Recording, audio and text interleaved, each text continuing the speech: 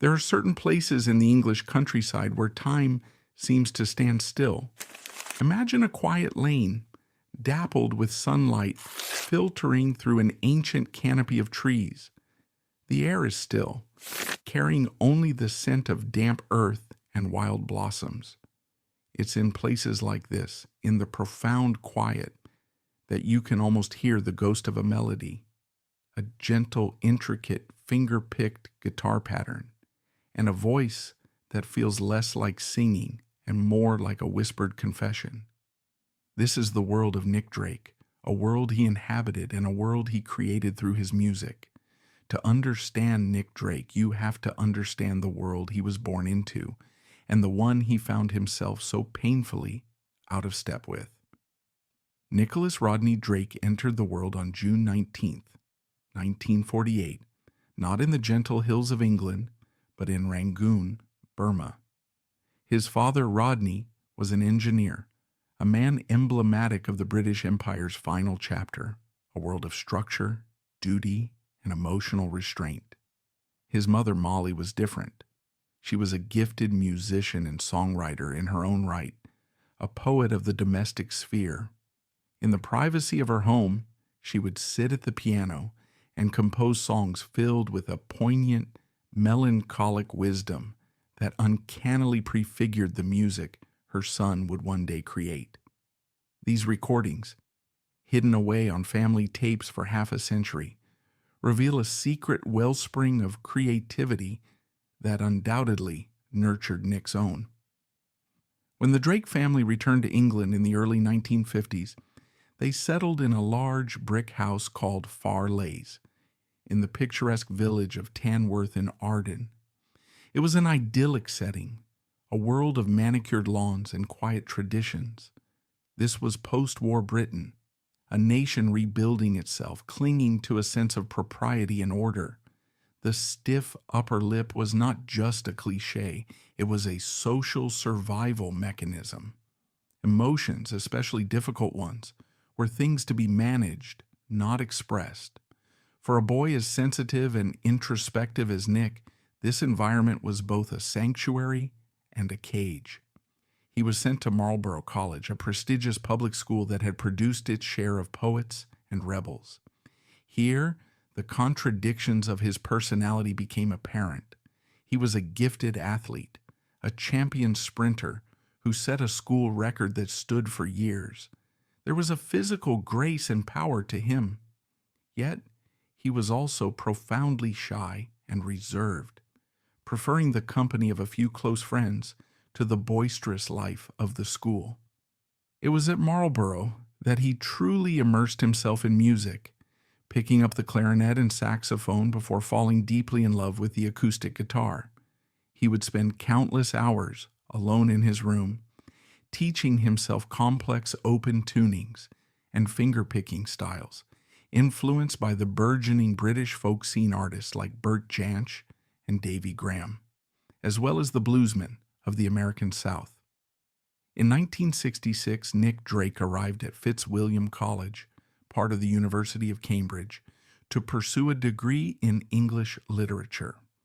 This marked a significant transition in his life, moving from his earlier education and family background into the prestigious academic environment of one of Britain's oldest universities.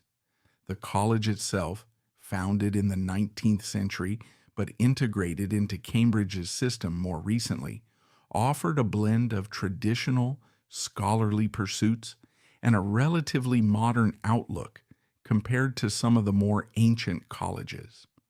For Nick, this was an opportunity to immerse himself in literature, a field that aligned with his introspective nature and later influenced the poetic quality of his songwriting.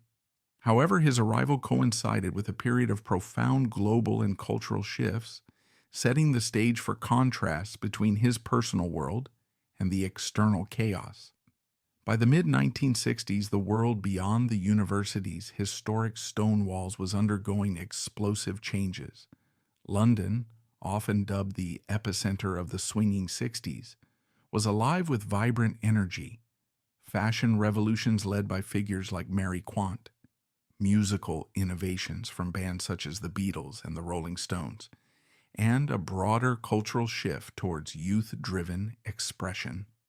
The counterculture movement was flourishing worldwide, characterized by anti-establishment sentiments, psychedelic art, experimental music, and social rebellions against traditional norms, including protests against the Vietnam War and calls for civil rights. This era was a riot of sensory experiences, bold colors in clothing and design, amplified sounds from rock and folk scenes, and widespread experimentation with drugs and alternative lifestyles. Within Britain, folk rock was emerging as a fusion genre, blending traditional acoustic elements with electric amplification, reflecting the era's blend of heritage and innovation. These external forces created a backdrop of excitement and upheaval, but they also highlighted the isolation of academic life in Cambridge, where ancient traditions persisted amid the modern turmoil. Despite the vibrant counterculture surrounding him, Nick Drake remained largely on the periphery of these social explosions. He was a visually striking individual, tall with chiseled features and an undeniable handsomeness that drew attention without effort. His demeanor exuded a quiet intensity, often described as enigmatic or aloof, which captivated those around him but also kept him at a distance. In large group settings such as university gatherings or parties, Nick rarely engaged verbally. He preferred the role of an observer, absorbing the atmosphere rather than actively participating. This reticence stemmed from his inherent shyness and introspective personality, traits that had likely developed during his earlier years in a privileged but sheltered family environment in Burma and later England. While peers dove into the performative aspects of the era, making bold statements through fashion, activism, or loud debates, Nick's involvement was minimal, allowing him to maintain a sense of detachment that would later infuse his music with a unique, otherworldly quality. Nick's true form of expression and communication emerged when he turned to his guitar, transforming his reserved nature into something profoundly articulate. He began performing at small, intimate venues, informal gigs in college dorm rooms, common areas at Fitzwilliam, and local folk clubs around Cambridge, such as the Cambridge Folk Club, or similar grassroots spots that were hubs for emerging talent. These performances revealed a talent that set him apart from typical folk singers of the time. His chord progressions demonstrated a sophisticated understanding of harmony, drawing subtly from classical influences and jazz inflections rather than straightforward folk strumming. His lyrics carried a poetic depth, often exploring themes of isolation, nature, and existential longing, influenced by his literary studies and personal reflections. Complementing this was his vocal style, hushed and breathy, almost whisper-like, which created a haunting intimacy that drew listeners in, evoking a sense of vulnerability and mystery. These early gigs not only honed his skills but also built a small, dedicated following, signaling the potential for a professional career in an era when folk music was evolving into more commercial forms. A pivotal turning point occurred during one of Nick's modest performances, where his path intersected with key figures in the British folk rock scene. Ashley Hutchings, the bassist and a founding member of Fairport Convention, a band renowned for pioneering the folk rock genre by electrifying traditional British folk tunes, attended one of these gigs by chance. Fairport Convention was at the height of its influence in the late 1960s, blending elements like those in their album Liege and Leaf with innovative arrangements. Hutchings was immediately captivated by Nick's presence and artistry. He recognized a singular quality in the young performer's quiet delivery and intricate compositions, which stood out amid the more boisterous folk acts. This encounter was not just a casual observation, but a moment of professional scouting, as Hutchings was attuned to spotting raw talent that could elevate the genre. Mesmerized by the uniqueness of Nick's sound, its subtlety contrasting with the era's louder trends, Hutchings decided to advocate for him, bridging Nick's isolated world with the broader music industry.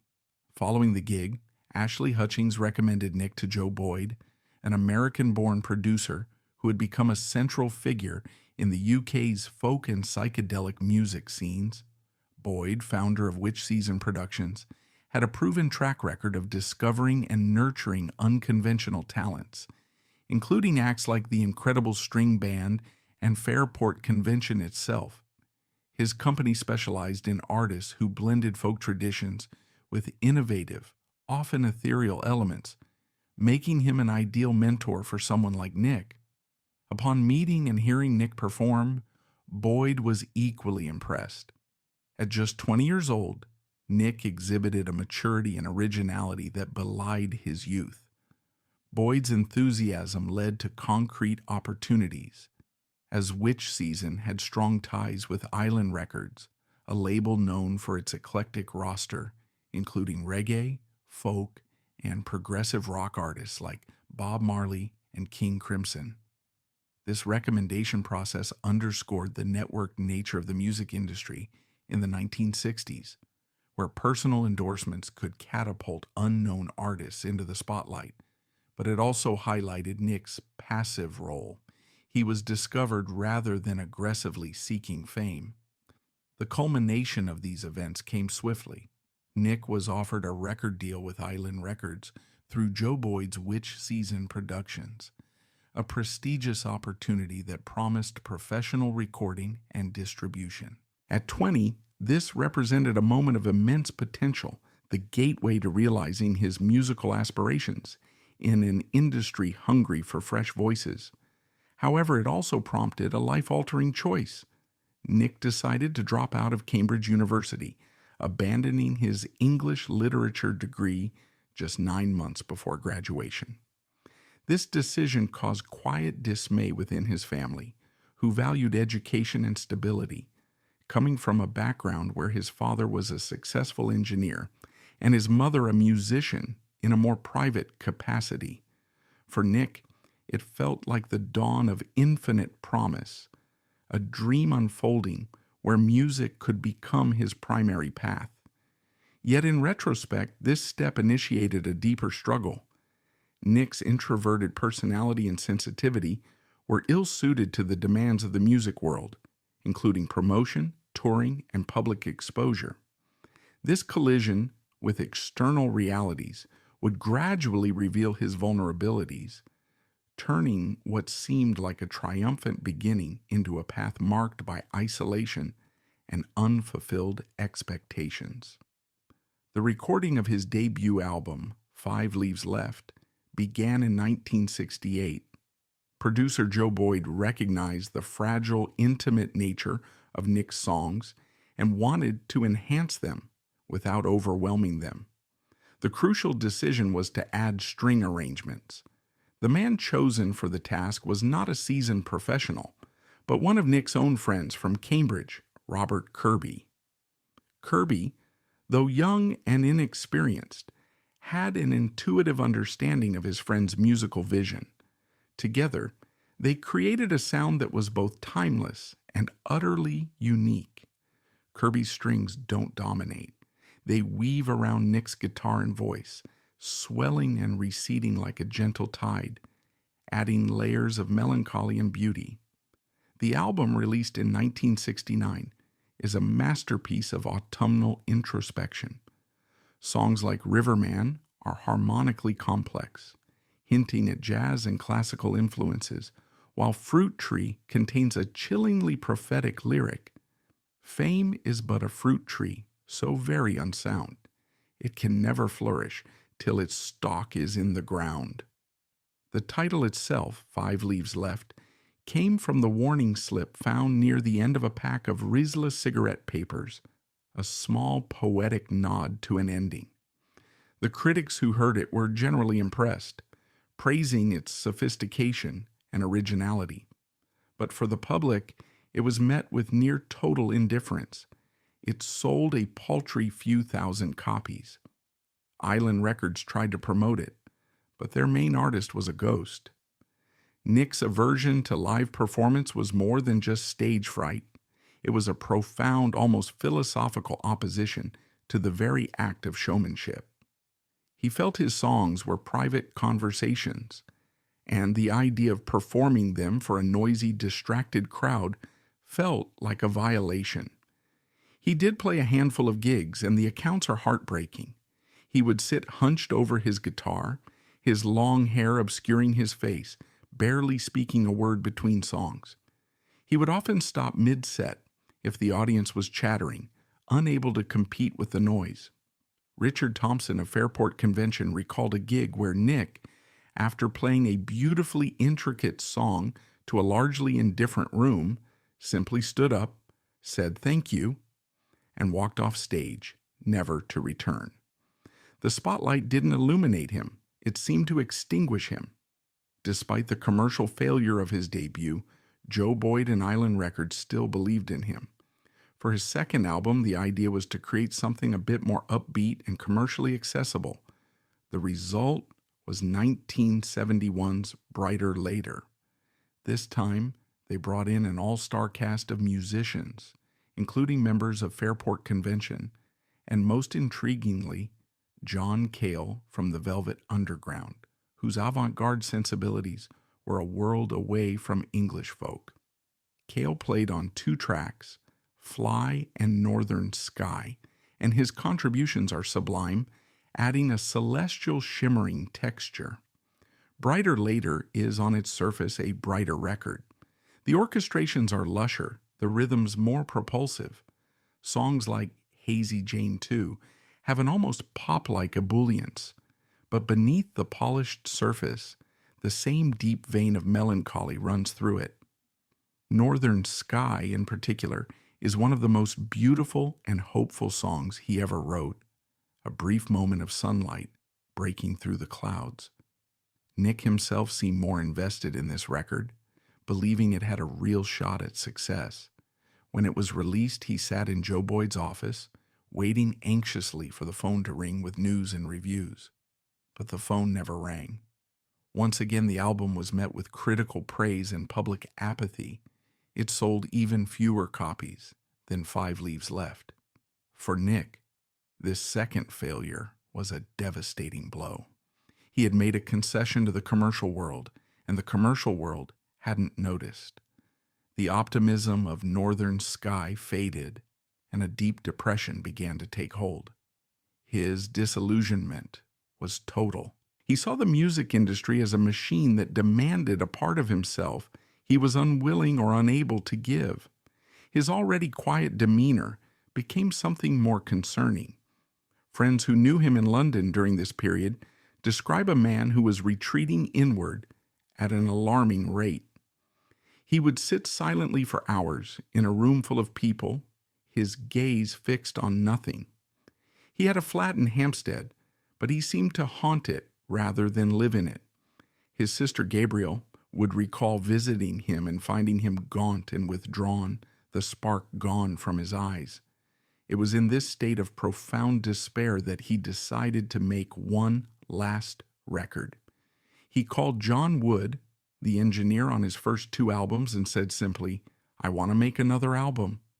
This time, there would be no producer, no session musicians, no lush string arrangements. There would be only Nick, his voice, and his acoustic guitar. He arrived at the studio late at night and, over the course of just 2 sessions, recorded the 11 songs that would become Pink Moon. The entire album clocks in at just over 28 minutes. Wood described the sessions as chilling. Nick would play a song, then sit silently, head in his hands, before beginning the next. There was no discussion, no second takes. It was a raw, unfiltered transmission from his soul.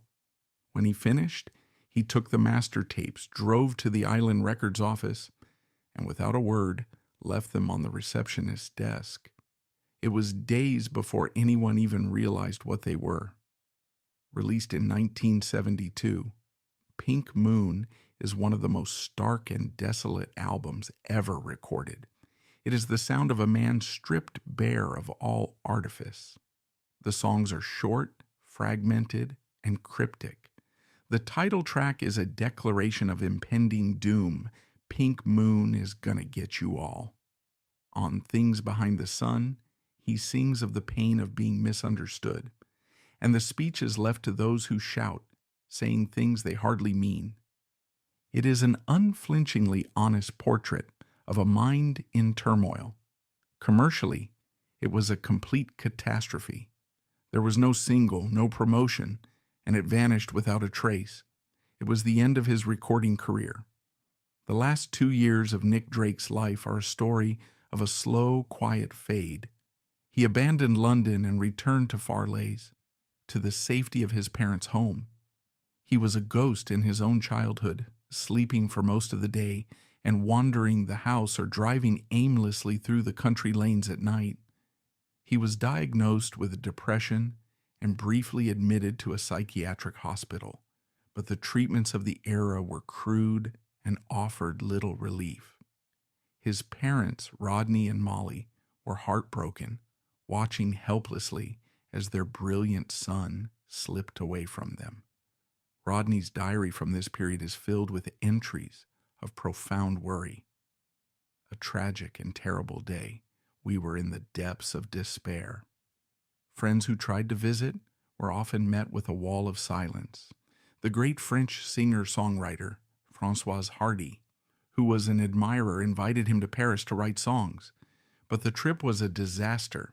He was too withdrawn and distressed to communicate. He made fleeting attempts to re-engage with the world.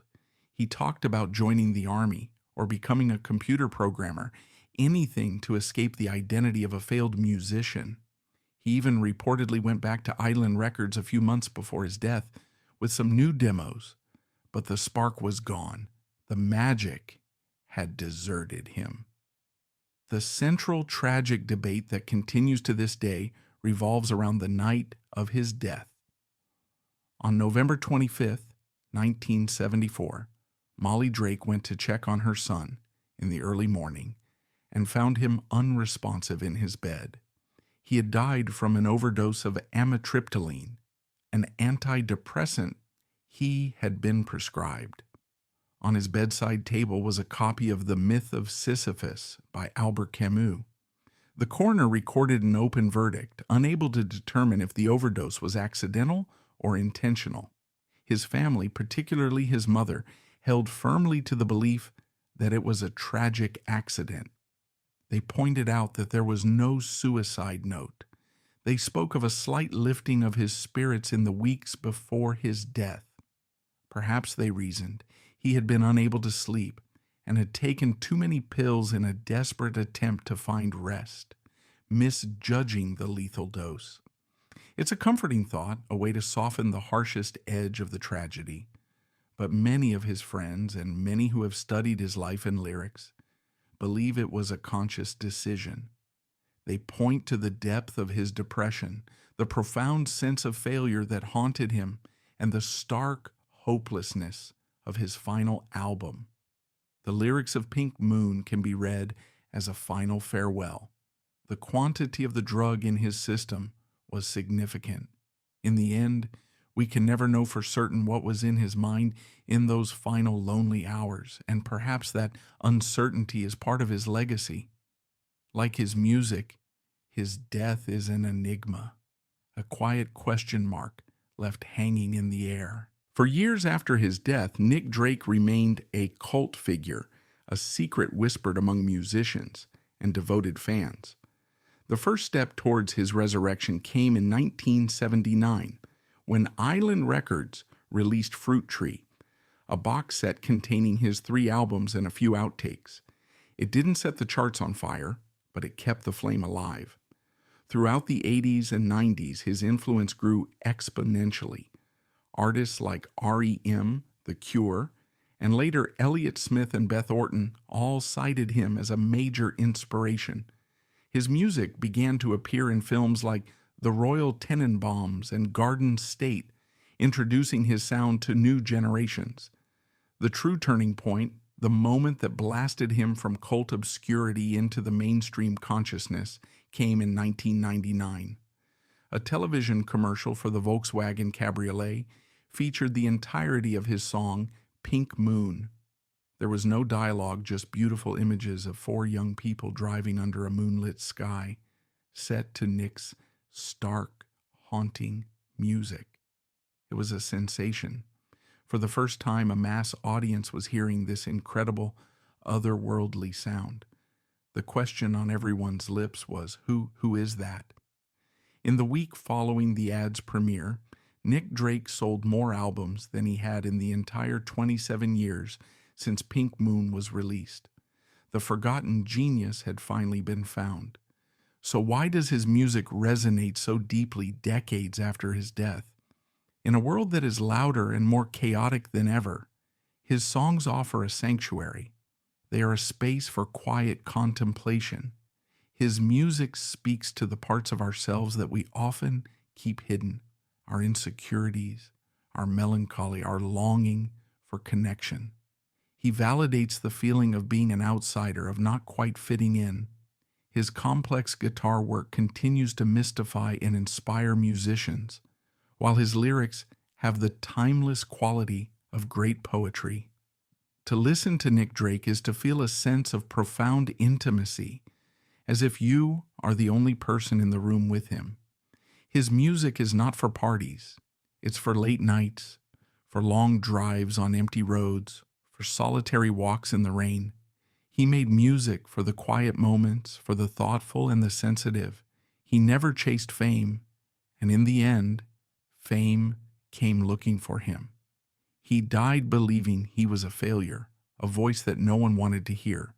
He never knew that his whispered confessions would one day become an anthem for millions of quiet souls all over the world. The fruit tree, so unsound in his lifetime, has finally, magnificently flourished. And in the enduring beauty of his 3 perfect albums, Nick Drake, the silent genius, sings on forever.